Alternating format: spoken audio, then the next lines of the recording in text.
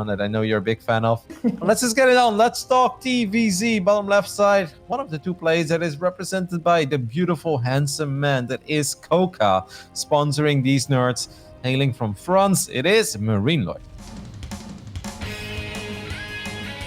France, I should say. Damn it. Francais. And down at the bottom right-hand side of the map, we have the blue Zerg player. Also representing Team Coca, it is Denver.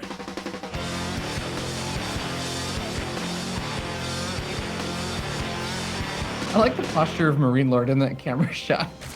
Well, He looks like a little bit laid back, a little bit kind of relaxing a bit. Yeah, well, that is because his keyboard is in like the strangest angle ever. It's kind of like what the Quake players used to do, you know, where normally for us keyboards are, let's say, lined up horizontally. His keyboard is pretty much vertically, almost vertically. It's really weird. I'm like, how do you play like that? I mean, that's how some of these guys used to play when they have like the keyboard on their lap, you know, when they play Quake and Painkiller. Say again? Talking about Sheth used to play StarCraft 2 with his keyboard on his lap. Yeah, okay. I mean, I was going way further back, you know. I was thinking... Well, I'm trying to give something that's more relatable, Roddy, because you have to remember there are some people that are watching today that were born like 5 years after Quake release. That is true, but I also don't think that Sheth is really the most well-known player in the year of 2020. And people like... That's also a fair point. Okay, yeah.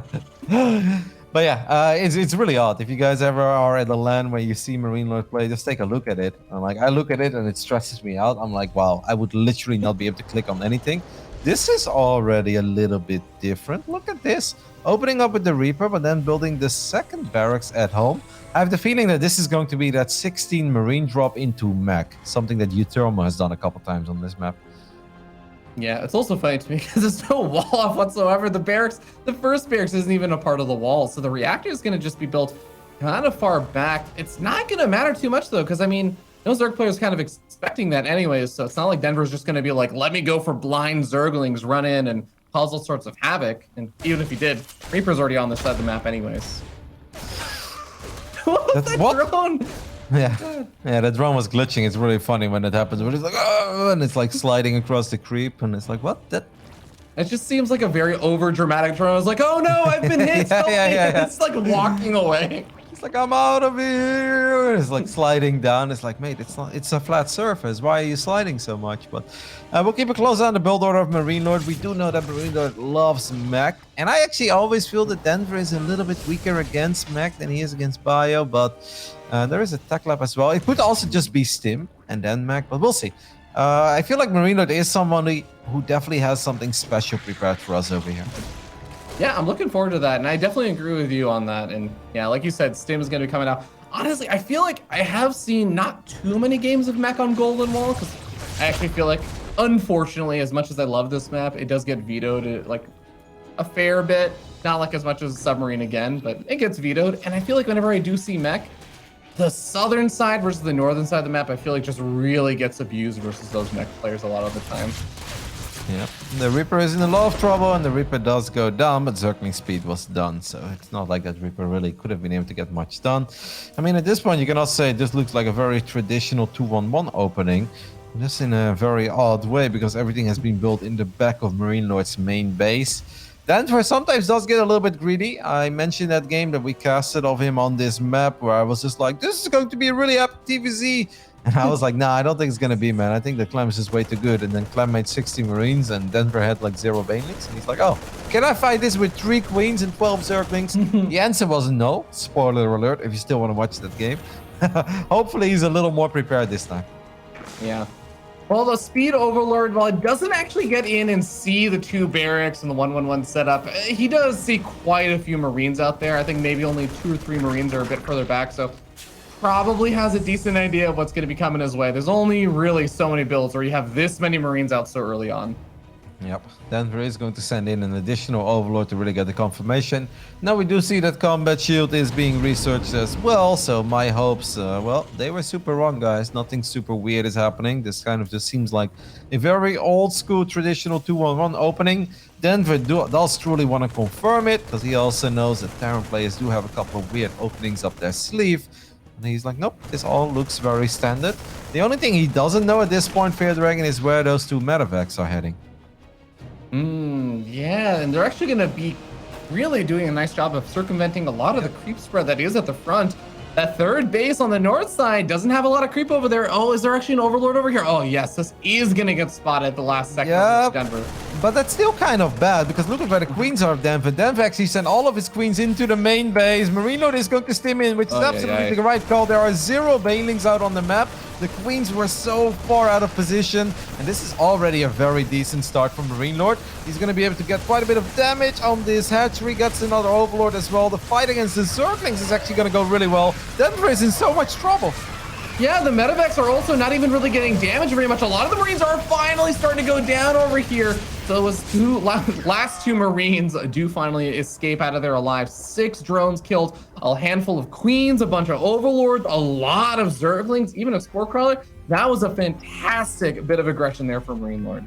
Yep, MarineLord really got debated Denver over there. Denver is like, 2-1 opening, golden wall. They will always go for the main, right? So he sent his initial Zerglings towards his main base, and then sent like the 3 additional queens that were supposed to help out in that defense into his main as well. Well, if all your queens are in the main and you're actually getting hit on the top side of the map, it's gonna take a little while. And eventually he's like, well, I just want to fight this right now because I want to get back to mining from this mineral line. Well, that was a really ugly start for Denver, and I'm starting to feel a little bit better after my horrible prediction of that first best of 3, Ravi. I need to get some points on the board as well. I knew you'd eventually get a few points on the board, Ravi, but still gotta wait and see as the Spire's gonna be coming on up to help try and shut down some of the potential future medevac aggression. Having all those queens in the main base is pretty important because, like you said, this map does have a kind of predictable angle that a lot of the drops will come in from. This time, MarineLord is going to just go with a predictable angle because it feels like he's already done enough damage, and it's still honestly a really good angle to drop from. Even if you know it's coming, there's actually enough area that you can still just drop from a different side of the main base. There's just so much open space there. Oh my goodness, this could be an absolute disaster for Denver. If MarineLord just goes for it and is going to drop one of the tanks on the low ground, all of the banelings are on the top side of the map, at least one medevac does go down, and Denver can honestly be very fortunate that not more units went into the main already.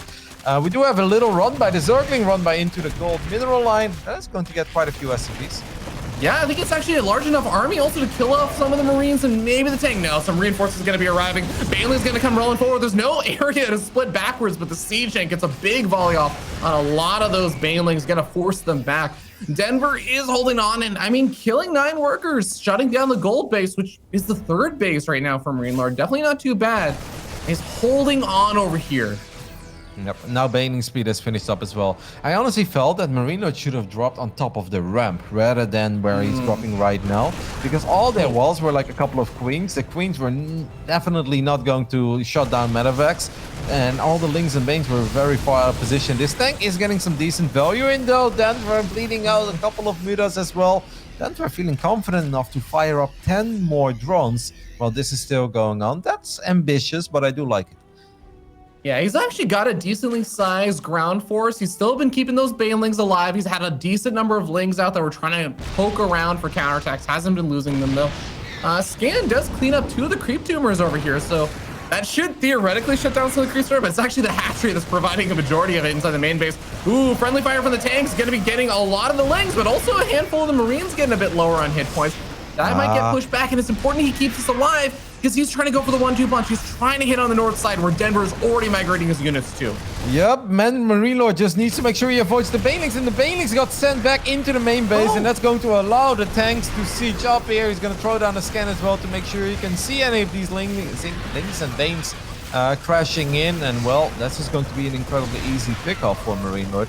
MarineLord is playing very well, and Denver is having a hard time keeping up with the tempo.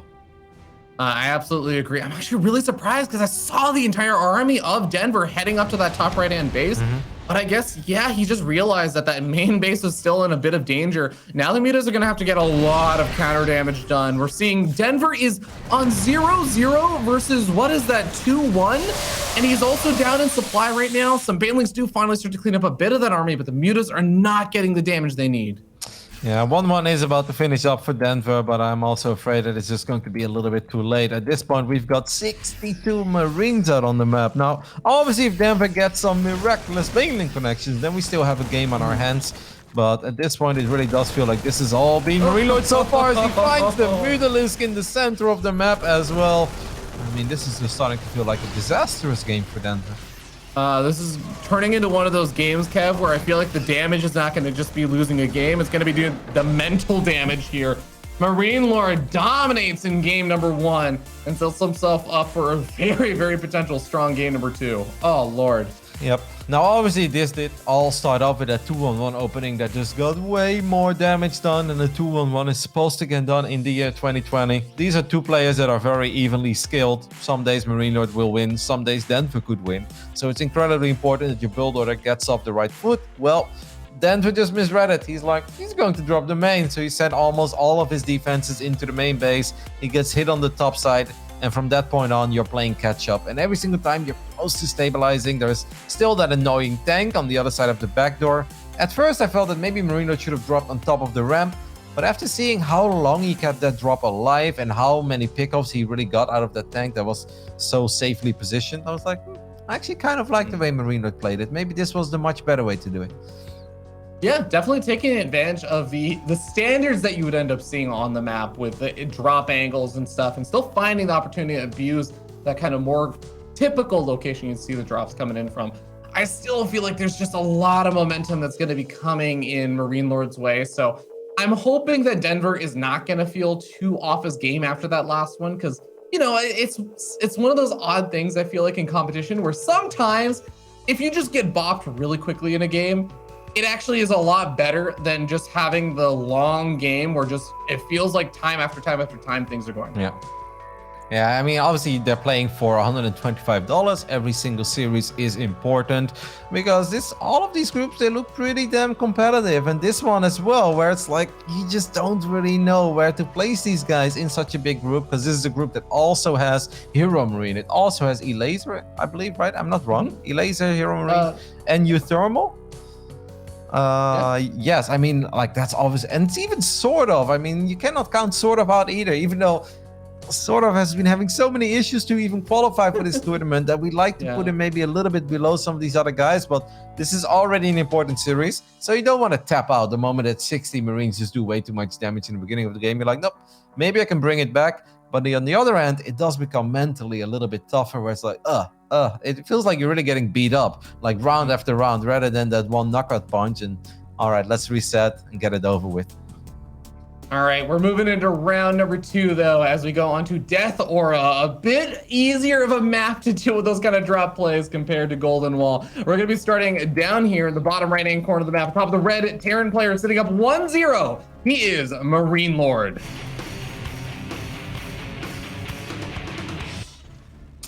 And in the top left side, we're looking at the main base of the French Zerg, or from America. We still don't know. It is Denver. Colorado. Yeah, now that I think about it, this best of 3 is actually incredibly important, because I think it's safe to say it's a little bit unlikely that both of these guys make it out of this group. I don't know if I'm stretching there, but with Euthermal, Elaser, Hero Marine, sort of course, in the mix as well. My boy Aquaron, Cass as well, dangerous. I find it unlikely that both of these guys are able to finish top 4. So this is a very important best of 3 already, even if it's play day 1. No, I'm 100% with you. As soon as I looked at this group, I said, okay, well, what should happen if everything goes according to how it should is that Hero Marine, Euthermal, and Elaser are supposed to advance out in like the top 3 spots, and then 4th place spot is going to be a little bit more open with most likely Denver or MarineLord, and maybe like a Cost or something potentially, or sort of can make a bit of magic happen and make it out in that 4th place spot if everything goes like really well for them. But it's probably going to be Denver or MarineLord. So whoever ends up winning this is going to have a huge edge in making it happen. Yep, absolutely. And especially if it would be a 2-0 here from MarineLord, that'd be a very big Oh, deal. yeah. I know a lot of fans at home, or at least a couple of people have been a bit critical of the format. They've been like, oh, it's so many games, it's hard to keep track of everything. But just trust me when I say that these guys are giving it their all, because map score matters, and every single best of 3 they win is $125. That's basically winning a weekly tournament. So all of these series, even if the groups seem big, they do truly matter. They are important, and especially when we're looking at a close contested group like this one, where it can really come down to the final play day as well. I mean, I don't want to talk too much about my boy Akron, you know, I don't want to make it too biased, but I'm very interested in his performance. But especially Sort of, to me, is just a mystery. How can Sort of be so damn good on some days, and then 2 qualifiers in a row, DreamHack Masters Summer and DreamHack Masters Fall, he barely makes it. He needs 3 tries to make it into the tournament. Like, that doesn't make any sense to me, Fear Dragon. Yeah, it's honestly, as someone who also really likes Sort of, it's just, he's a painful player to be a fan of right now. We'll put it that way.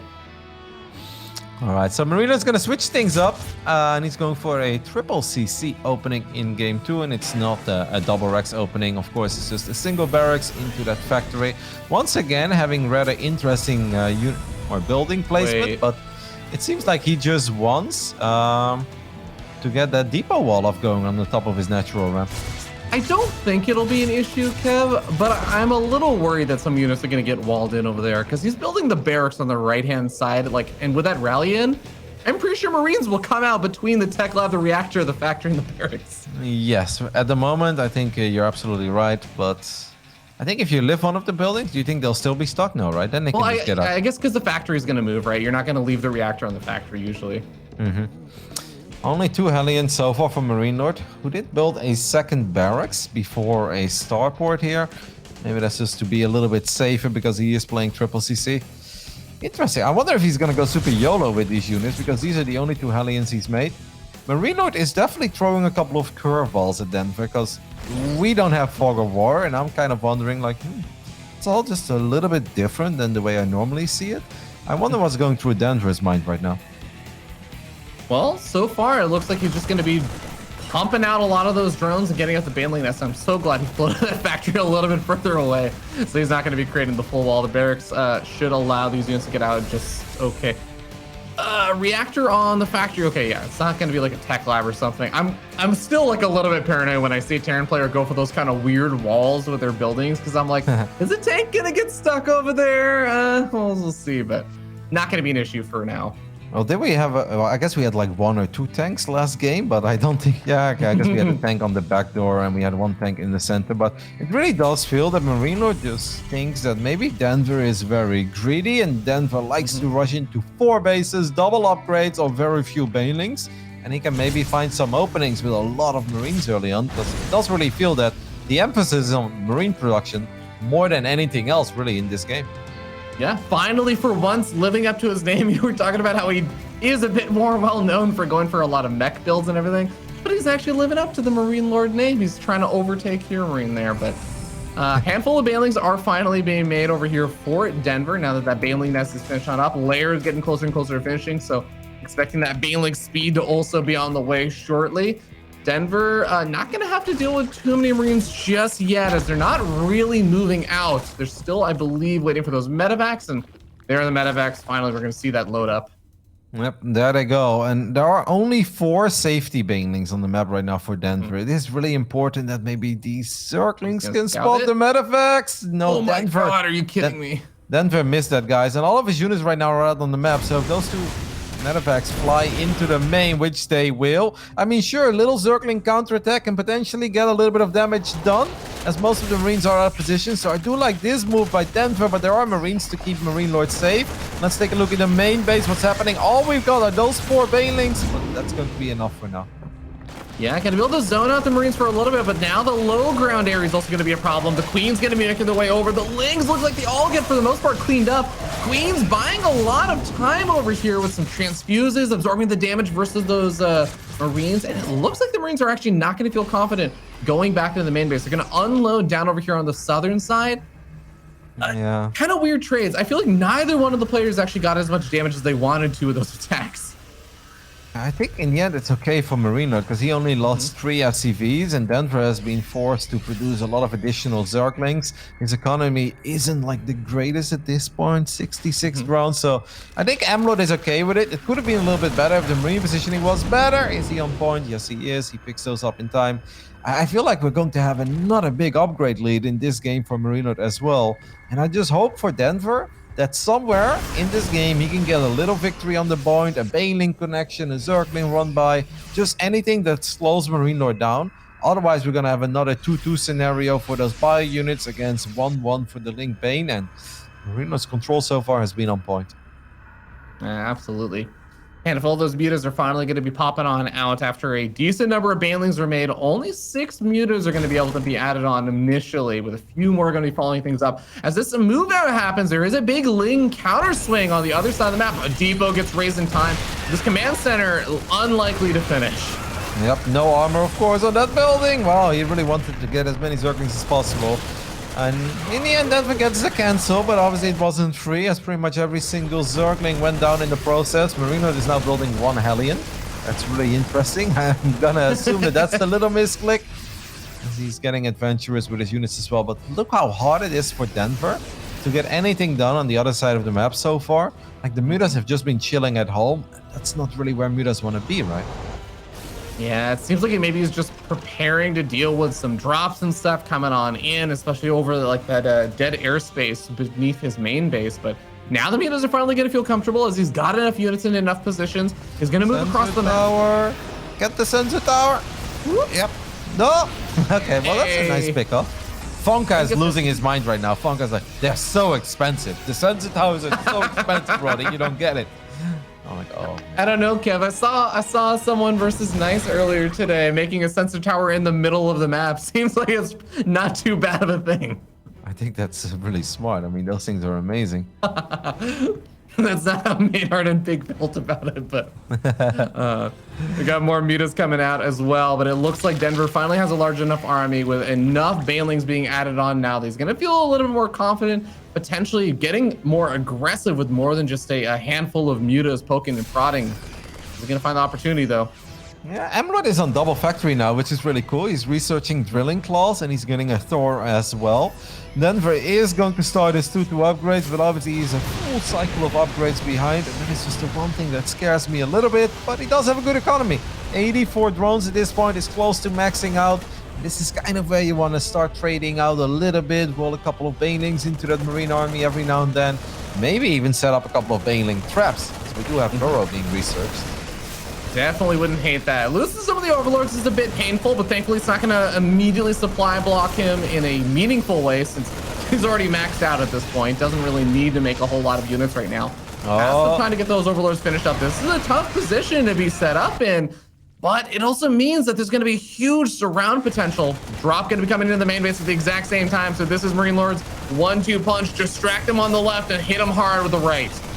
Yep, it seems like Denver wanted to go for a crazy engagement. Instead, he's like, nope, I'm going to clean up that drop and I'm going to counterattack at the same time. The banelings are not going to be able to get in.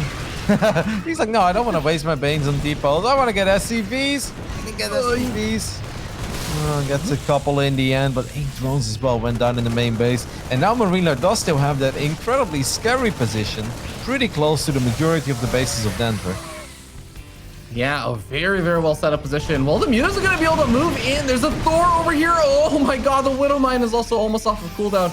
Does manage to evade it, but 14 workers going down. MarineLord's going to have to try and get some counter damage done over here. These Marines look like they are going to get pushed back thanks to all the banelings showing on up. I do wonder, are the siege tanks? Okay, the siege tanks are actually still well defended, even with these little pokes and prods. Plenty of Marines left behind them.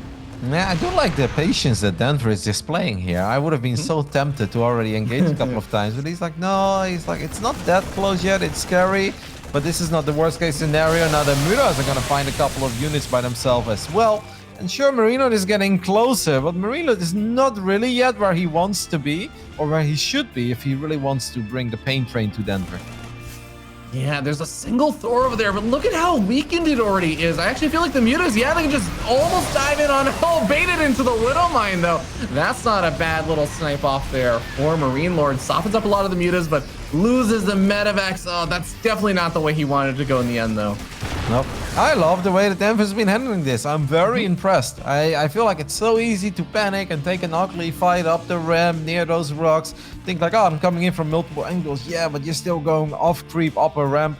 It probably wouldn't have gone very well. Now he's actually survived that moment where MarineLord's upgrades were way ahead. And look at this, MarineLord is only now starting 3-3. He completely forgot it or just didn't have the resources. I don't know what happened, but he was a full cycle of upgrades ahead. And right now, Denver is 3-3 is actually starting earlier than the one of MarineLord.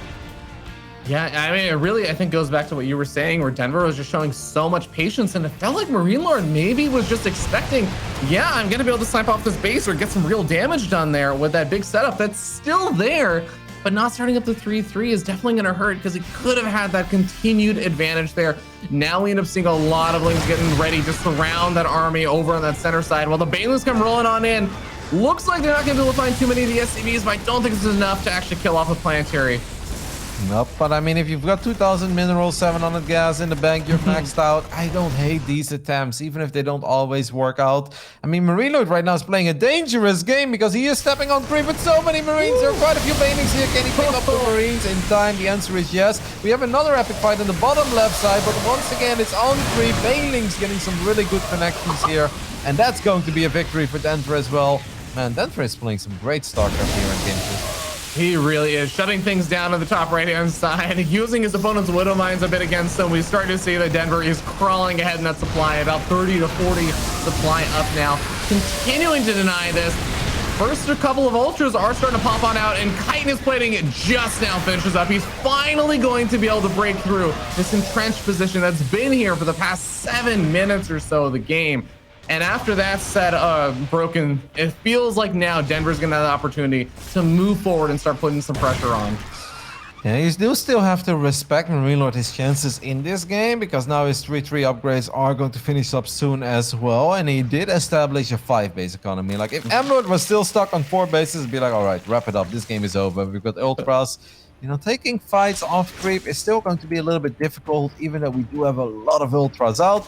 I mean, fighting near planetaries, off creep, into Widow Mines and stuff like that can still get a little bit dicey. Yeah, especially if MarineLord's able to hold these kind of little choke points over here between his bases. And it looks like he's going to be able to force Denver to retreat for a bit. But Denver's splitting up his army. He's got a half of it going up to the top right-hand side to potentially just protect this top right-hand base. And a handful of it also on the bottom left, maybe looking to go into that planetary you were talking about. Yeah, let's see if Denver goes for it or not. He did miss the little upgrade advantage that he had, but that's obviously not something he could have really been aware of. These units are going for their off-creep. There's one Baneling in the mix there that's already making its way through, but it seems like Denver doesn't truly want to commit. Now he feels that the left bottom is where he should really go for it. He's got a lot of Banelings, a couple of Ultras. The Widow Mines are out of position to keep this planetary alive, so this base will go down. But MLord already lifting his next commencer. He's like, all right, I've got more where that was coming from. Yeah, he's watch me do this. This base really didn't matter if it went down. I just have another base immediately there and ready and set up while the fight's still happening. And that was kind of expensive for Denver on both fronts. Doesn't really end up getting a whole lot of damage done. No, he got the planetary, but like you said, like a minute later, we've got another planetary there, so that wasn't incredibly meaningful. I'd love to see MLord getting ready for the next phase of the game, though, as Banelings do crash into the depots and the army on the right side, but that's not enough. Like, I feel like Denver needs a little bit more than those kinds of trades where it feels like he's kind of just headbutting into a Terran wall, and it's like, well, I see cracks, but I'm definitely not getting through. Yeah, the Widow Mine sniping off so many of those Banelings. I think that's the reason why all those Banelings went off on the wall instead of actually running in and trying to snipe off some of those Marines and Marauders. But even the Marauder is going to take a while to actually clean up with a +3 armor. These mutas take a while to kill them, and they're actually killing all of the drones over here, even soften up the hatchery a little bit. There's a lot of mines here, Denver. You gotta be careful because he's super circling heavy. There are so many links clumped up. He doesn't even have any detection here, so he can't really go for it. He does go for it on the left side, but doesn't get the sickest fight there either. Denver has now lost 7,000 resources more in this game than MarineLord, and where it felt that Denver had such a strong mid game, in the last 2.5 to 3 minutes, I feel like it's all kind of falling apart. He's got 1 or 2 more shots. I mean, plenty of bases still to take, but I feel that what Denver is working with right now when it comes to unit comp, that's going to be it. MarineLord is still increasing or improving his unit comp rather by adding more and more ghosts and maybe a couple of liberators into the mix as well. Yeah, this is only going to get tougher now for Denver in just composition-wise, because it feels like, yeah, he's sort of just been stuck on this composition for so long, because what else is he really going to be moving over to? He does manage to get a snipe off on a couple of the ghosts in the backside. He is able to clean up quite a bit of the bio over here. Start storming on forward. This base is going to be denied. There's a handful of Banelings still left on the backside behind all this. The Lings trying to get the wrap around. The Widowmine's going off on a lot of the Lings, but the Banelings remain, are able to push things even further back. Widowmine's not going to find their juicy connections on the Mutas. And I feel like this is some of the engaging that Denver wanted, but I don't know if he wants to commit this far in now. Yeah, he's still going for it. I mean, it's been really good so far, Denver. This is definitely the best that any of the techs have gone for a long time. Banelings do crash into the Marauders on the top right side. Few more SCVs going down, but Denver starts losing drones at home as well. He's got no more overseers here, though. I want to see him get out of there right now because he's got no overseers in that mix. So eventually he's just going to keep running into mines. This was really good for Denver. Way better than any of the previous attacks. But I feel like he's overstaying his welcome a little bit. Yeah, I would have loved if he had just taken his army back and shut down that new base that's getting established, because I actually feel like you said, Roddy, he's still got so many bases. He has been less cost efficient. And oh God, I was going to say, if you could just keep your drones alive and keep your bases alive, I do think he can just bleed MarineLord out a little bit, but losing 23 workers over here, he's still got so many drones around, 75. All right, yeah, he does move back in, cleans up that base. I actually feel like, yeah, it's like you were saying, just headbutting into the Terran seems like everything starts getting a little bit iffier. Just deny that base. Just continue denying that base. Trade costs inefficiently, but you will win out in the end that way. It's very important that it keeps bringing overseers, by the way, because right now we only have a single overseer on the map, and there are still quite a few Widowmines out there. But that was awesome for Denver. He really needed that victory because the previous attacks just did not go his way at all. And this time he was kind of able to weather the storm, make his way through the path of Widowmines, actually deal economic damage. The Mutas are still alive and actually finding quite a few Widowmine kills there on the right side. Excellent value out of these Mutas this late into the game. Yeah, who said that Widowmines counter Mutas can? I'm seeing something else. We got another command center established over here on this left-hand side. This one has to go up. MarineLord is actually pretty much broke on minerals for the most part. He's barely got half his minerals left over on his other two bases. He needs to let that command center establish and actually get some good mining up. And thankfully for MarineLord, he is also in range of one of the hatcheries here for Denver. Yep, Denver is just going for that attack on the right side. I mean, that's nice and all, but I feel like I would like to see those units actually right now just sandwich this little army of MarineLord, because that base that Denver just took out, I mean, there was not much left to gain there anymore. The Ultras are going to get targeted by the Ghost here. A couple of snipes did land. Sure, Denver is still active in the natural, but there's no overseer in that army. Denver is going to lose this base. No, not yet. Okay, keeping it alive for a little bit. Widowmine's going off on a lot of the Marines as well as those Lings. So actually a lot of friendly fire done once again, and now the Ultras managing to survive through all the ghost fire, are able to get in on top of that planetary and headbutt it down. SCV is going to be falling as well. Yet again, Denver denies the space and is now sitting up 70 supply with a bunch of very low hit point Ultras. Yep, and take a look at that hatchery. The hatchery survived all of that as well with 73 HP, and that's obviously a big deal too, which means that Denver's economy is still strong right now, and MarineLord is truly starting to run out of steam. Denver's like, all right, 8 more Mutas, man. The Mutas are still finding targets, and I feel at this point you're very broke, so every unit I can pick up is a great one. This was actually a really close game, and it's a bit swingy because it was like, MarineLord, Denver, MarineLord, Denver. And then right when it felt that Denver was starting to truly throw it away, he actually finds all the damage he needs. GG gets called. Denver wins the 21-minute game on Death Aura.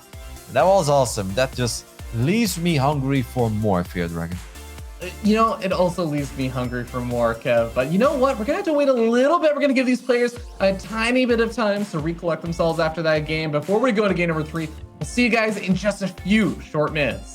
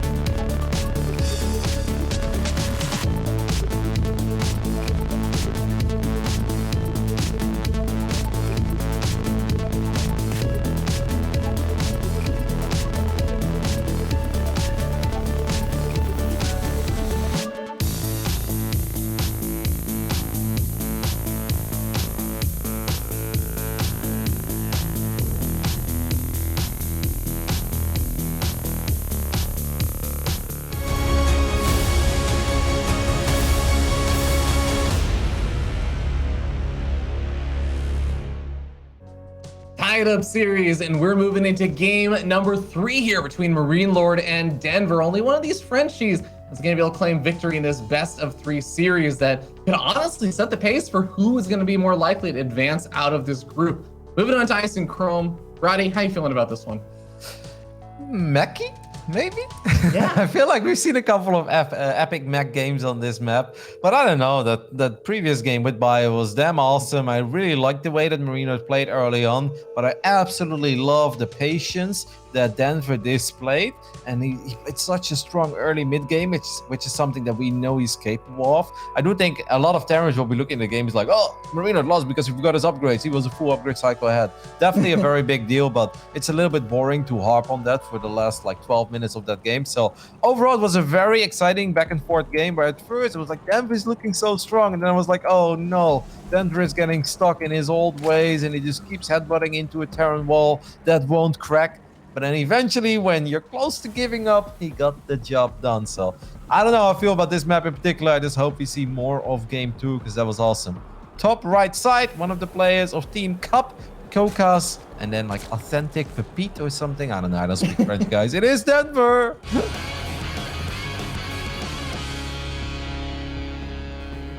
And down on the other side of the map, we have the red Terran player representing that same team that Roddy just said. It is MarineLord. For the people who wonder about this team, I believe it's very similar to something that I'm doing with the Team Roddy thing. It's just kind of like a temporary sponsorship for these guys until they find a new home. I don't think Coca has any plans or ambitions to take over the StarCraft 2 scene as team leader, but I think he just really likes Denver and MarineLord and wants them to be happy. He wants them to practice more.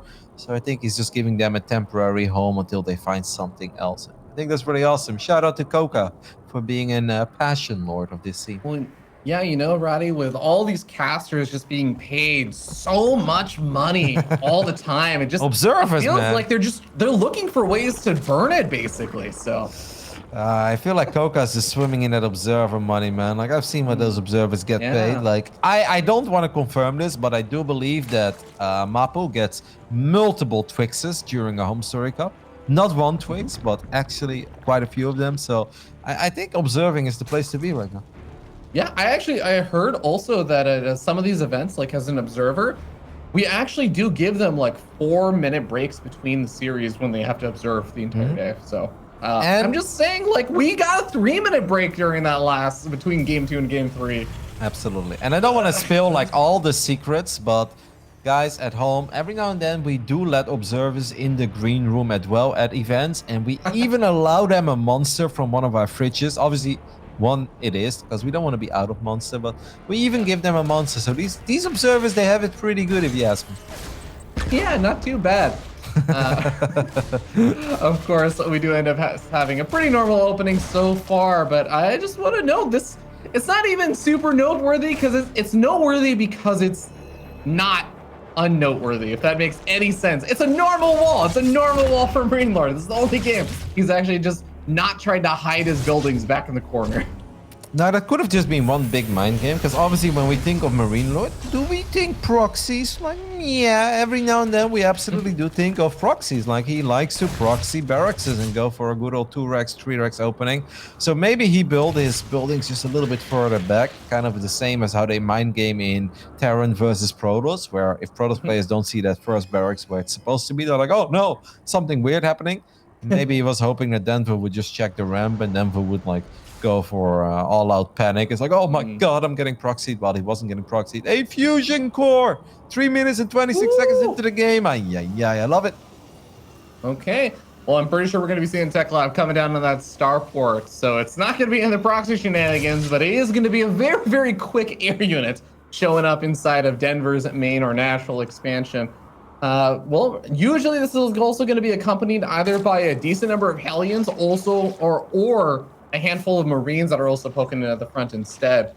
But with the Overlord speed finishing on up, Denver really should be able to get the scout out on this. This is not going to be like the Golden Wall game or anything where Marines just hard shut down the Overlord from seeing the full main base and just reveal what units are being made. This is going to be an Overlord that has no problems getting in and seeing this. Nope. And it's actually going to be a Banshee, so we are not... No, he cancels the Banshee, makes a battle cruiser. I'll fake him out by showing that my starport is building something, Yeah, and then I'll cancel it and build something instead. Am I the only one who thinks that's very weird and made absolutely no sense? And now there's actually a Roach Warren going down as well, where I'm afraid that Denver might get super adventurous. Did Denver cancel the Bailing Nest? Yes, I think Denver canceled the Bailing Nest because I think that Denver right now is like he's going to play Mech, and I don't feel like I want Bailings against Mech. I'd rather get Roaches out. He's making a lot of links as well. Do we think that Denver could potentially run to the other side of the map and try to end this game, or maybe go for something like a Nidus? You know, Kev, here's the thing, is that I have seen many Zerg players, like when the battlecruiser build was starting to pop up, I saw so many Zerg players that were like, what if I just attack you before you have a lot of battlecruisers? Yep. And every single one of those games, I feel like I see the Zerg players regret it. Okay, I've actually seen it work quite a few times where it's like, Darren's like, this was a builder that lost, nothing I can do. Which is really stupid by him, because if I made a Banshee, he would lose. I'm like, oh, okay. I believe it. Well, that's a lot of roaches. Yeah, I mean, this has to be some sort of an attack though, right? Battlecruiser does jump to the top right side. Queens are a little bit out of position, and the bases have not been connected by creep. So this first PC is already going to pick up quite a few drone kills. That's not all that bad. Yeah, the Ling's going to be able to probably deny this third base. Remember, you can't repair a building that's still being built, but it's actually getting pretty close. The SCV is getting pretty lucky with that RNG. It survives long enough, and the Hellions get back home in time to actually push back those Lings. Doesn't seem like a big deal, but the difference between a 2-base Terran that is dealing with a bunch of roaches showing up at his front door and potentially busting on in, loses some SCVs, and a 3-base Terran is massive. It doesn't even seem like those roaches are really going to be moving out immediately. There's just 7 roaches to deal with the Hellions, and then he went back to drones. Yep. Now we do see additional factories go down, and the armory is going down. So Denver was right in expecting this to be Mech, and we did get our wish. We just got a little bit of everything in this best of 3 so far. I gotta say, I'm really feeling this start so far for MarineLord, because I feel that Denver made a lot of units that he didn't really need. On top of that, he took a little bit of economic damage. Of course, right now his economy is starting to get where you want it to be, 64 drones, but it just took a pretty long time. On top of that, I think MarineLord is excellent with Mech, and Denver against Mech, I don't know. I'm not convinced. I'm not saying he's bad against Mech, but I'm not 100% convinced. Yeah, we'll see. I think you were even talking about how this is a pretty good map for it as well, so maybe that's going to give him the little edge he needs to make it happen, but third battlecruiser actually going to be on its way out. This is the other thing that I always find interesting, is when we do end up having a Terran player that goes from like battlecruiser into these mech styles, there are some Terran players that I feel like just don't stop the battlecruiser production, and some of them will stop at 1, some of them will stop at 3, and I really do feel like it kind of changes the way the Zerg player has to react to it all. Yep. Are we expecting Corruptus to come out of that Spire, or are you hoping for some Midas? I mean, I'm not a huge fan of the Midas versus 3 battlecruiser opening. No, that's just too much, right? I mean, unless you can somehow not build anything and show up at like 22 Midas, but that just seems a little too risky. So Denver will most likely queue up a couple of Corruptus here. What's the Queen count at? Yamato's obviously done. The Queen count was at 8. It's now at 6. I feel like this game is just not really going anywhere for Denver. Yeah, I'm definitely with you there. He's going to be able to snag another Overlord over here as well that I think actually does. Yeah, supply block. I mean, it's a meching Terran player, Roddy, that's up in supply. Yeah, we don't see that super often, do we? No, it's not supposed to happen. Tactical jump is available, by the way, on these battlecruisers that are just roasting the Queen. Well, yes, Corruptors are about to pop, so he does need it. Okay, it's very nice to see them get home. I feel that MarineLord had a little opportunity with the Hellions as well to actually dive in and kill a couple of drones at the fort base, but he decided to not do that, just keep them alive. And as our observer is showing us as well, it's just been an incredibly effective game. Only 2 Hellions went down, while 37 units went down on the side of Denver. 11 drones, 5 Overlords, 4 Queens, and obviously there's still Yamato available, so that's just going to keep on snowballing. Denver needs some magic. And he's now started +1 melee, by the way. Okay. Yeah, I mean, this is getting to that point also already where I have to bring up that yes, you made 6 Corruptors, but there's almost as many battlecruisers out now as there are Corruptors. Like the 4th battlecruiser just popped, I don't actually know that he has enough to deal with the air units. And he's going back into drones. He's making more lings on the ground. There's another attack coming across the map. And the queens are okay. I don't know that this is enough. I actually have no idea what we are watching at this point. The aliens were a little bit... The aliens are derping out in the center, so that's going to make Denver's life a little bit easier. But it feels that Denver has been a little bit indecisive about how he truly wants to tackle this strategy from MarineLord. He does have an insane amount of drones right now. Let's see if he can keep it this way. Tactical jump is available again, so a couple of Yamatos will land. But MLord sizes up that army and he's like, wait, what? Three Corruptors? Like, I can actually stick around a little bit, my friend. I'm not that afraid of the 3 Corruptors you've got going on over here. Saves the second battlecruiser as well. A couple of drones are going to go down to this. Easy peasy. Yeah. And he can just repair up those battlecruisers, no problem whatsoever. 3 more Corruptors being added on, so it's going to go up to 8 now. It does look like the battlecruiser production has finally stopped, though. So MarineLord is just going to say, all right, 4 battlecruisers is plenty enough. I'm not losing any of them, so this is definitely still getting its value. But Hive is on the way. We're going to have a decent number of upgrades coming out over here for Denver as well. Now that he's at that maxed out point, he's going to start being able to build up a bit of a bank. We'll see what his game plan is over here, because it's just like he's got a few Corruptors and just like a lot of Ravagers and a few Banelings. Yep. Just like a weird army for this point.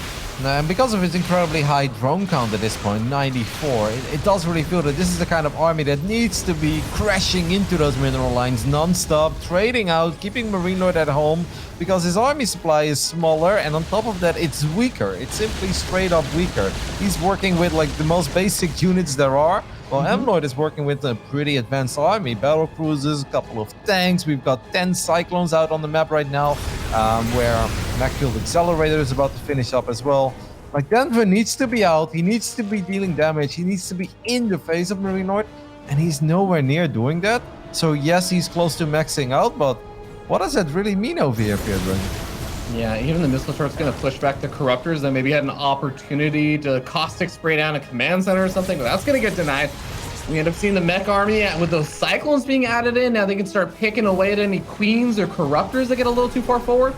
Oh boy, and this position is going to be such a pain to actually break through with Siege Tanks also added in.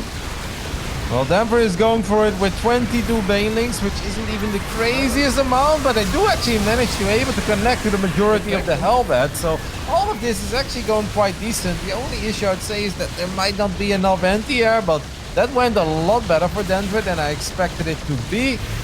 I still don't really know if it's like that amazing. MLord does have a very big bank, but all right. Better than expected. No, I mean, definitely that went a lot better than I expected as well. The Banelings managed to get beautiful connections on a lot of the Hellbats that were all very, very clumped up, it felt like, in the back. And maybe it was just a little bit too micro-intensive there for MarineLord. He didn't get to focus fire as much with his Siege Tanks on the Banelings or, you know, individual lanes kind of absorbing some of that damage. But that really does reset MarineLord's army. He, of course, keeps the battlecruisers alive, but pretty much every other unit kind of gets reset over here. So I feel like Denver has definitely got himself a lot more time bought now. Yeah, especially considering the fact that was only 22 Banelings as well. It's quite miraculous that the Banelings got such good connections there. I think MLord was just a little bit too clumped up, and the focus fire indeed wasn't really there. I don't know if this means that Denver can really get super adventurous off creep. Sure, gets a couple of things. Good job with the corrosive balls. I do like that. Just drop a couple of corrosive balls and get the hell out of there. But the Cyclones with Macfield Accelerator right now are obviously something you really have to respect. Yeah, it's going to be bleeding out a few of those Corruptors, but I think at this point does actually have enough Corruptors to at least handle the battlecruisers. I don't know if it's enough to actually kill any of them, but 11 Corruptors is plenty to push back the battlecruisers during the fights. What I'm just mostly happy about for Denver is that right now he is indeed playing the way that you should be playing. His units where they should be, and obviously MLord is like, yeah, okay, maybe I shouldn't move out at this point, because then I can suddenly take a lot of economic damage. Not everything is going to look pretty, but when you're sitting on 91 drones and you're working with such a basic army, you definitely need to keep MLord at home, because if MLord shows up on your front door, sure, the previous fight went great, but MLord can obviously do that a lot better and can bring even more units to the other side of the map as well. And then Denver would still be in trouble if he doesn't have any ultras, or preferably, I'd say, a couple of spellcasters, Fear Dragon, but I don't think he likes them very much. I really agree with you. I would not hate to see a Viper or two in here, or heck, I mean, it's Alien Cyclone. Some fungals would be great here. All of it would be good. Infestus would be awesome. Vipers would be awesome. But not trying to criticize Denver, but I don't think that's really where his strength is. When I think of Denver, I don't think of an all-inner, but I do think of somebody who puts a lot of emphasis and focus on his mid-game timings, right? He's great with Roaches, Lynx, Banes, Ravagers. I'm not sure how good he really is with the Infestus and the Vipers. This is a very nice multi-prong attack that was set up for MarineLord. He draws all the army up to the top left-hand side while he pushes in the bottom right and also clean up some creep in the center. Gets into a good position, then does a pause to say, Denver, you know I'm here. I just want you to sit with the dread of knowing you're gonna have to take this fight now while you're out of position. He's like, I'm gonna pause and I'm gonna let you know I have the same position as I had earlier in this game, but this time it's gonna be a lot harder for you to break it. Are you ready for it? And I was like, what? I just want, I feel like you're gonna need every advantage you can get. Yeah, let's see what you can get. This time there are only 14 banelings. The game is going on. Let's go ahead and hop back into the game real quick, because there is an engagement about to take place. Don't wait for that chat to disappear. Yes, people chat with each other on Battle.net. It's not a big deal, I promise. All right, Denver was very close to engaging, but he, fortunately for all of us, disengaged. Ooh, one Valkyries are going to go. Yep. Denver's going to try and actually get a counterattack going on the other side of the map. He does have enough Ravagers over here, with Cyclones not really having the APM to be microed right now, so a lot of them are going to end up going down. I think the Ravagers actually might barely win out on that fight, and during all this time, because the Lings are just drawing MarineLord's attention away, he's not making pushes forward. He's not being active with the Cyclones and Hellbats. That means more Lings, more Banelings, more Ultras popped out during that time, and he's going to get a 6th round here with the Banelings. Sniping off battle cruisers. These are the kind of fights that Denver needed. Oh my goodness. Yeah, well, that just went so incredibly good again for Denver. And all of a sudden, MarineLord feels quite broke, man. Like, I don't know how many units he's got queued up. Not all that many. Denver is sitting on an absolutely massive bank. Those 90... What? He was attacking his own Ultra there. With the Banelings, too. Oh, man. Well, he's got the bank. He can afford a couple of these things. Man, these fights are not working out for MarineLord at all. He is getting Drilling Claws at this point. Macfield Accelerated, trying to get a couple of the big lock-ons, but we only have 2 battle cruisers left. I'm not sure where they are, but at least the planetaries will stay safe. Man, this is such a weird game. Yeah, MarineLord has definitely, not even just with the mech builds this game, but it feels like throughout this series, his defensive capabilities have been really, really on point. Denver has been struggling to break a lot of these entrenched Terran positions, but I just feel like he might have enough of a bank that he can bust on through. Banelings rolling into that mineral line, kill the planetary, kill off 10 workers as well, and then he just backs up. He does lose almost every single, no, that is actually every single corruptor. So those battle cruisers might be able to get a little bit more done again. But 9 more corruptors on the way, and I feel like it's going back to what you said, Roddy. MarineLord is broke. Yep, but he does have a couple of bases, and MarineLord starts dealing some decent economic damage now as well. I know it felt that Denver is super rich, but if you start taking fights off creep, bust up a couple of planetaries with 20 banelings, your bank will disappear real quick. This is a beautiful Serrando by Denver, but it wasn't cheap, and he's losing a ridiculous amount of drones to Liberators, to battle cruisers. This game, I think, is still very close. He's going to rebuild 24 drones right now, which I think is a pretty smart decision. And will the hatchery survive? No, the hatchery won't survive. Oh, that's unfortunate. So Denver could be losing out on one of those bases that was still being ultra trapped in by the morphing banelings. And Denver does still have those top left-hand bases that are still pretty fresh. Even though he had them for a bit, he wasn't actually mining from a lot of them with a ton of drones, because he just had so many bases that were still actually active and ready to mine from. But MarineLord, what is his economy looking like mineral-wise? It looks like that low ground base from his main, it's starting to get to the point where a lot of these mineral patches are going to be mined out. Based on the further low ground is also starting to mine out some of the mineral patches. He really does want to establish this new base here. And I think that's possible because he does have 12 tanks right now. I don't know if I love the positioning. They're very clumped up. But what I really believe is going to be the key to victory here for MarineLord, as he's like down in supply right now, are the Liberators. Denver is clearly not dealing with them incredibly well. The Liberators have advanced ballistics, so they can avoid sport crawlers, they can avoid defensive queens. The only way they really go down is if Corruptors will all the way go to where the Liberators are, but that obviously means they're not dealing with the battle cruisers. I want to see more Liberator harass, and I believe that's the key to victory here for MarineLord. I am a little bit worried for MarineLord just in one regard, and that's the fact that he only has one Hellion out as well. So I feel like if Denver is able to capitalize on that, if he is able to flood out a bunch of Lings, but I guess he's actually maxed out on supply right now. Look at the production tab. It's a Viper. Oh my goodness. It's a Viper, guys. 19 minutes and 30 seconds into the game. We've got a Viper on the way. As we do have a couple of... What are the tanks doing over here? I've got no idea what the tanks are up to. All of the tanks are just going to get picked off like this. I don't understand. Every single time MarineLord is close to stabilizing, he donates half of his army. That was like a majority of his army. He really only has the Cyclones now and a few tanks still sitting back at his other base. But he's going to end up losing a majority of his Cyclones as well as the Lings and Banelings come in to reinforce. The one Hellion that was out does get picked off, but at least it made one more Hellion, right? Yeah, we've got one. Oh man, I don't understand it though. He just secured that super important Neil Fresh base. He had a beautiful defensive tank setup. We're like, let Denver just attack into you. Like, I'm not exactly sure what he was worried about or why he felt that he needed to make that move out. One of the battle cruisers will go down as well on the top side of the map, and Denver is going to make his way off creep into another planetary. That is a relatively expensive fight so far. Doesn't get the PF and is ending up losing a couple of these Ultras as well. Look at these Cyclones go, man. What a swinging game. What a bizarre series. Cyclones catching units on the retreat is definitely a very, very painful thing to watch if you're a Zerg player. They're just going to be able to snipe off so many of these Ultras, so many of these Ravagers. MarineLord is seriously making back any of the value he was losing during a lot of those fights earlier on, but he needs to keep these Cyclones alive. The Lings go for the wraparound. No escape for you. MarineLord loses every single one of them, and his army is reduced down to a single tank, a handful of Widow Mines, and a few Cyclones. Yeah, I like the Widow Mines though, because we just have 43 Banelings morphing. There was one Liberator that got like 5 or 6 kills on the right side. It did get shot down. We've got mines here. The first mine's not getting much done. How many overseers do we have on the map? Only a single overseer, and it's actually between the bases of MarineLord. Denver has to be a little bit careful. All right, he makes a great Aspire. Okay, I like it. There is a step, a little bit of progress.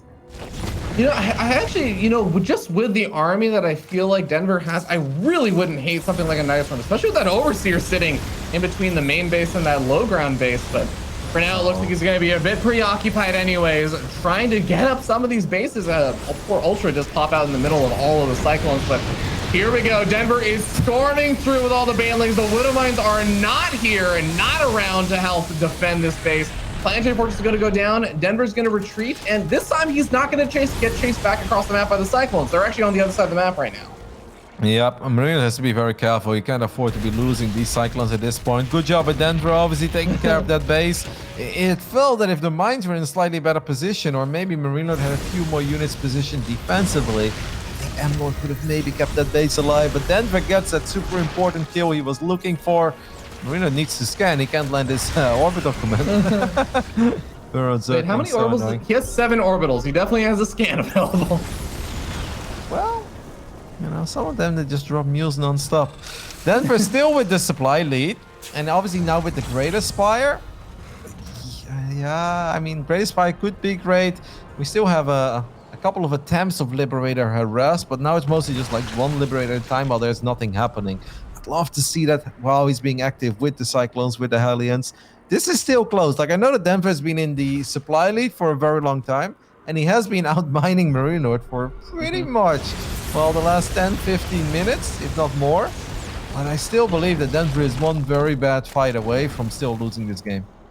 I'm definitely with you. I feel like this can still snowball in MarineLord's favor, but I feel like it's going to become a lot harder for MarineLord to get those beautiful engagements. With the fungal growths being available is really going to cause a lot of problems here. I love how they both have burrowed units denying the bases on the bottom right and top left. There is a burrowed drone. Look at that. There is an SCV fighting the drone on the top left side. I know we've got Helmet 1 bites and stuff, but MarineLord is trying to land his orbital on the top left side, and there is a burrowed drone. And now there is an SCV going to town on the drone. I love it. That is pretty fantastic. I love that he has to build a messenger to get vision of it. All right, skirmish in the center of the map. Get the bases get the connection. There are banelings, excuse me, widow mines on the high ground here. Mines do not fire. MarineLord does keep his units safe. Ends up losing a couple of SCVs to that Zergling run by. It's now going back into tanks again. How many Zerglings have died in this game? 447 Zerglings have died. 92 banelings have died as well. And that doesn't even count the banelings that have made connections, right? Yeah, no kidding. Man, I'm actually a really good game sense there from MarineLord saying, okay, wait a second, the army just backed off. I have a feeling like he's coming for the top left-hand base, and that's exactly what's happening. But MarineLord already retrieved that command center out, not gonna have to worry about remaking it. Man, Denver still has a sick bank, but we're actually starting to get to the point, Roddy, where the top left-hand base, that top left-hand or like more central base as well, it's starting to mine out a lot of those closer mineral patches. Yeah. I am actually starting to get a bit worried that if Denver cannot establish this bottom right-hand side, he doesn't really get any more bases to take. No, bottom right side is incredibly important, but I think that's a hard base to defend because you can have a couple of the tanks on the left side as well. 5 Thors? Oh my goodness, where did MarineLord suddenly find the change to build 5 Thors at once? I do like it. We've got some Liberator harass again on the top side of the map, and I really love seeing that. I still believe that the Liberators are the key to victory for MarineLord. Yeah, and I'm looking to see, okay, there are 3 Corruptors still out of the map, so Denver's gonna have to go find them to clean up that poor, annoying Liberator that is just getting that, making the most of advanced ballistics, let's put it that way. Finally, the game looks like it's gonna calm down for a bit, because I think that Denver is waiting for a bigger mass of those Broodlords to come out. 3 Broodlords, not sure how much they're gonna be able to add to the fight usually. Yeah, I suddenly feel pretty good about MarineLord's army, especially if the 5 Thors come in the mix. And yes, Denver has 1 MVP Viper, guys, but how much can 1 Viper really get done? And this base on the bottom right side that we both think is incredibly important also feels very naked, right? Like a couple of Hellions. Like, I don't know why MarineLord doesn't just send 3 Hellions. You don't always have to send all the Cyclones as well. Just a couple of Hellions can get the job done. This time he is going to do both. Those Blue Flame Hellions looking for this shot, getting the majority. Oh my goodness. That is oddly satisfying as 16 drones go down and the hatchery goes down as well. Yeah, that leaves 47 drones alive here for Denver, and a lot of the army is still alive here for MarineLord. Well situated with the Thors to back them up against the Broodlords. Liberator sieges up yet again. Viper abducts the Thor, but it loses its life in the process as the Banelings come rolling on forward into those Fungal Growth Cyclones. Oh no. Is this gonna be enough? The Broodlords are all going down here to the Thors. Yeah, this is just a really bad fight, I think, for Denver. Scan goes down, all the Broods went down. Denver is going to make 4 more Broodlords, 3 more Ultras, and he's got a lot of minerals, but he's got no gas. And after losing that base in the bottom left, there's a Liberator on the top side of the map, by the way, that just killed 13 drones. It's going to get this queen as well, because it was touching the circle. No, it doesn't. But the gas bank, it's no longer there. Denver has made so many Banelings, so many Ultras in this game. He is starting to run out of gas, and Lings are great. But Lings are not winning this game. We're at the point now where Denver's mineral and gas income, I mean, his mineral income is like a third, maybe even like a fourth of what MarineLord's is. And his gas income is also half of what MarineLord's is. So this is definitely going to become really, really tough. Denver has been relying so heavily on that bank, and it just doesn't feel like that bank is what it used to be. Nope, and MarineLord feeling so good right now. He's like, here, have a couple of my SCVs. I want more Big Daddy units. Denver forced to rebuild units. A couple of Cyclones are going to shut down this hatchery on the top left side. Man, this is the ultimate example of patience is a virtue. It doesn't matter how rich you are early on. What matters is you stay alive and eventually you get rich, right? Let this be inspiration for all of you youngsters that are still in school. You don't have to make all the money when you're 17, okay? Lings are giving chase to these Cyclones. Are about to run to the siege tanks though, and well, they are gonna back off. Oh, Widow Mine's over here as well. Where is that Overseer count? This is the only Widow Mine out on the map though, so looks like it will get picked off safely. Man, Denver, I feel like he's gotta either somehow batter down and defend the top left or the bottom right hatchery location. Like, he has to get up one of those bases. Yeah, but how? With what? Yeah, he's definitely got the more nimble army, right? So it's not made for just holding the ground and holding the line against an attack.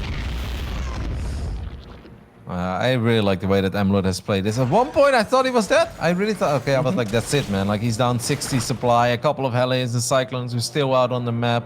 I was like, nope, he's just a little too far behind, but he kept on surviving. And ever since he secured that center bottom base, I was like, with all the tanks, where he suddenly went back into heavy siege tank production, I was like, maybe there's a chance.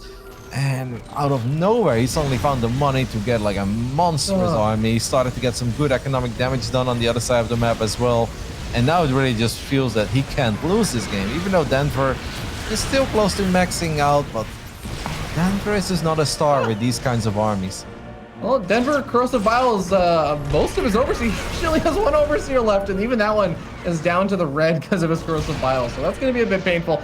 He's not actually going to have a whole lot of high ground vision, and even if he did, oh man, look at that ghost count. Look at the Thors. Honestly, Roddy, at this point, I feel like maybe Denver's best shot is going back to something I said earlier. I'd love to see like a Nidustorm or something. Like, this army is not hyper mobile, but here we go. We're going to end up seeing some Fungal Growths coming down. I feel like Neural Parasite would have been really helpful here, but he is going to maybe get a cleanup in the end. That was like the best fight that Denver was definitely going to get, and he's actually going to clean it up because the entire army was surrounded, and just when I felt there is just no way for Denver to win, he gets a fight like that. But is that really good enough? He's like, all right, that's it, I'm done with this game. I want to get on top of the production.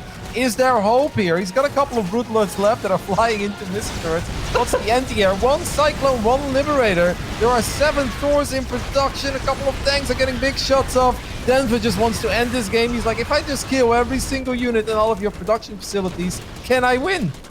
Yeah, he's gonna start shutting down a few of these things. The Lings can finally stream in now that the depots are gone, but here comes the Thors all popping at the perfect moment. One Ultra doing quite a bit, but in the end, those Thors are gonna hold strong. Oh my god, this game is epic. At the same time, there's still a couple of Infested as well. We have Neural, right? I haven't seen it. No, he didn't. Did he? I don't think he ever got Neural. No, we have no Neurals. Oh, I was like, otherwise, maybe he could land a couple of Neurals there. I feel that Marino just survived a very scary 20 seconds, because if all of those units pop one by one and die one by one, that could have gotten gnarly. Now all of a sudden, I mean, that bank is really showing. He got out 6-7 Thors, got out a whole bunch of tanks. Cyclones, Hellions, Vikings as well, just in case he wouldn't have enough NTR to deal with the Broodlords. And now I think it's just back onto MarineLord. He's like, well, the previous fight went pretty bad, but it's like, it's not good. I'm rich, baby. We've done it. As he gets 10 drones, gets on top of that hatchery, and I think Denver had a little bit of hope, but I think it just got shut down. He is going to be able to shut down that right-hand side base because there is no way that MarineLord has anything even nearby to help clean this up. So going to lose a lot of the SCVs over here, going to lose a lot of missile turrets, and of course, this is a hard base to reestablish. He had to bring his entire army over there to get that up the first time. And even the top left-hand base is going to have to wait for the creep to recede. That is also very close to a lot of the creep spread over there for Denver. So I feel like Denver still has some tools in his belt, but it is starting to look grimmer and grimmer right now. You think he's got tools in his belt? I think he's got no belt and he's butt naked, okay? He's got nothing to work with right now, Ravi. He's super dead. No, 116 supply, no drones anymore. Most of the spellcasters are gone. I mean, we've seen a couple of miraculous fights in this game, sure, but I don't believe that MarineLord will ever let this game slip. And the problem for Denver is that even if he wins a fight, like, it will always be bloody.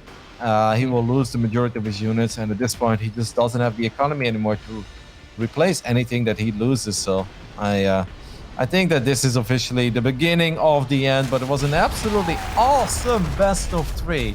Just a really epic final game as well here on Ice and Chrome. Yeah, I think this is definitely going to be a near impossible game for Denver to come back from. He's literally just not mining his bases anymore. Exactly. He's got to take the bottom right-hand base and send all the drones there, and then he somehow has to make that defense happen at the same time that this entire army is right outside. Well, I guess actually this is the bright side here, Roddy, is that you could probably lose all these top left-hand bases because they're not really mining very much anymore anyway. No, it's just gas at this point. Denver officially having 0 income right now. 0 minerals per minute. That's Denver's income. He's at 119 supply. I hope it's still good, by the way, because my screen just went down. Are you still with me, Robbie? Yeah, I'm still here. I still hear you.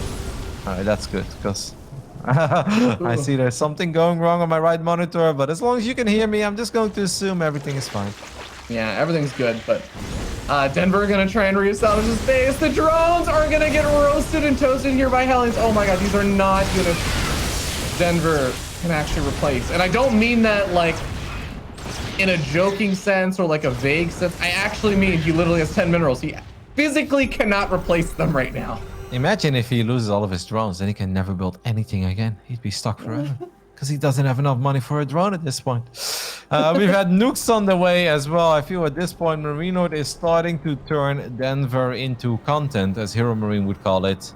And nobody deserves to be turned into content. We do have a couple of fun goals, but that is a massive EMP as well. I'm not impressed that it landed on 7 infestors. I'm impressed that it missed 2 of them. Wow, Mr. Roddy getting judgy here on the doorstep of victory here from MarineLord. Hey man, it's hard to miss an EMP, Fair Dragon. I have tried, not done it yet. It's like throwing a basketball into the ocean. Like, can you miss? Sure. You can't go get it over the railing of the cruise ship. But other than that, okay. Now I'm with you, Roddy. How is he missing with all of those EMPs? There are still queens with energy. Well, those queens weren't participating in the battle. Okay, Fair Dragon. I don't really know what Denver is hoping for here. The one ultra run by will kill all the SCPs, Kev. Okay, yeah, maybe that's indeed his. He's like, well, maybe you are as broke as I am. I've got news for you, Denver. He's absolutely not. He's still pretty rich. And Marina is like, what, an ultra? He's like, all right, I'm sending everything. Take it down. All right, that's